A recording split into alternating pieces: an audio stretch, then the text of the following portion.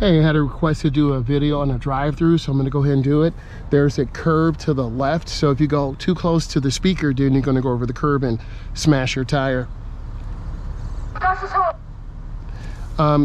You don't want to be too close to the curb. You don't want to be too far away. What I find is you should really go through this in driver's education. Some instructors take you through this, some do not. If you have not been through a drive-through in their driver's education process, then you need to look through some of my content. I try to give students that experience of going through.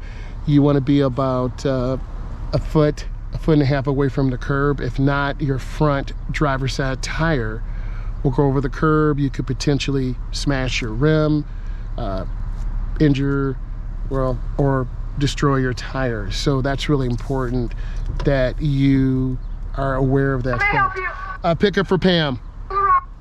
And then you see me looking, and if I overturn the wheel, I'm gonna go right over the curb to the left. I don't wanna do that. So you have to get close to the little door that's gonna open up because you pay and then they'll give you food. So hopefully this helped you. Thank you.